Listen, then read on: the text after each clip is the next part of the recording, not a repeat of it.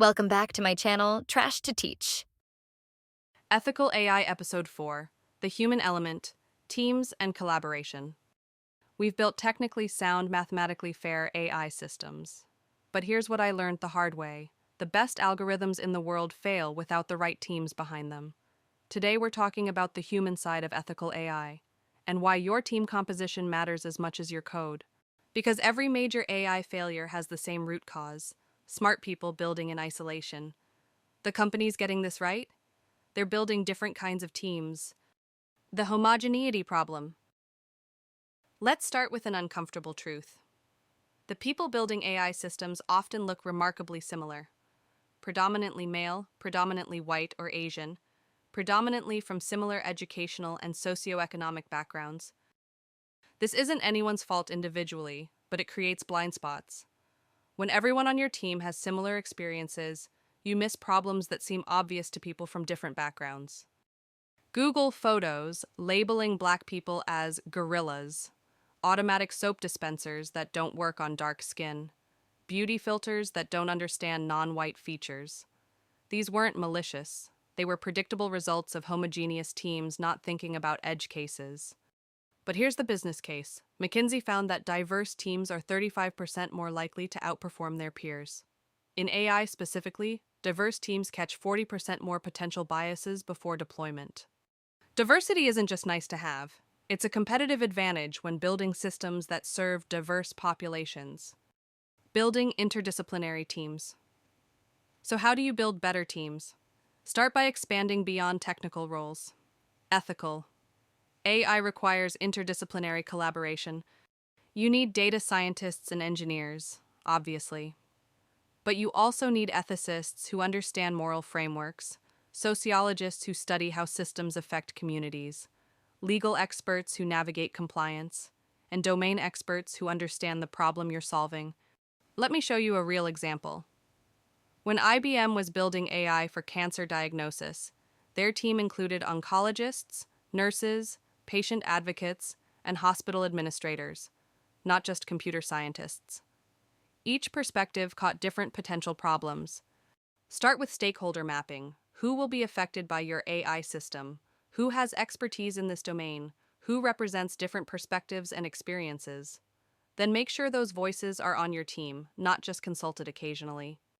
Engineers think about edge cases as technical problems to solve.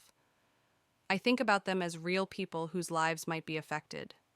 When we're designing recommendation algorithms, I'm asking, whose voices get amplified? Whose get silenced? These aren't technical questions. They're human questions. Inclusive design processes. But diverse teams aren't enough if your process doesn't leverage that diversity. You need inclusive design processes that actively seek out different perspectives. This means changing how you work. Instead of technical teams designing in isolation, then asking for feedback, you involve diverse voices from day one. Problem definition, data collection, algorithm design. Every stage benefits from multiple perspectives. Here are practical techniques that work.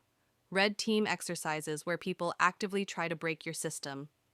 Perspective-taking workshops where team members role-play different user experiences. Bias interruption techniques that pause decision-making to ask, who might we be missing? For example, when designing a voice assistant, don't just test with native English speakers. Include people with accents, speech disabilities, regional dialects. When building facial recognition, test across different lighting conditions, ages, and ethnic backgrounds. And build feedback loops into your process. Regular check-ins with affected communities, not just at the end, but throughout development. This catches problems early when they're still fixable. User education and consent. Now let's talk about the people using your AI system. Ethical AI isn't just about building fairly. It's about empowering users to understand and control their AI interactions. Most AI systems are black boxes to users. You get a recommendation, a decision, a classification, with no explanation of how or why. This isn't just bad user experience, it's disempowering. Good AI systems explain themselves in human terms. Netflix doesn't just recommend movies, it tells you why. because you watched sci-fi movies or trending in your area. LinkedIn doesn't just suggest connections, it explains the relationship, and consent needs to be meaningful, not just legal checkboxes, but clear explanations of what data you're collecting, how the AI uses it, and what options users have to control or opt out. Here's what this looks like in practice. When showing an AI decision, explain it at multiple levels. A simple one-sentence summary, a more detailed explanation for interested users, and a technical explanation for experts. Let users adjust their preferences and see how that changes outcomes. Organizational change management. But even perfect teams with great processes can fail if the organization doesn't support ethical AI. This requires change management, not just technical implementation. The barriers are predictable. Ethics slows us down. We'll lose competitive advantage. Our customers don't care about fairness, just accuracy. Regulation isn't forcing us to do this yet.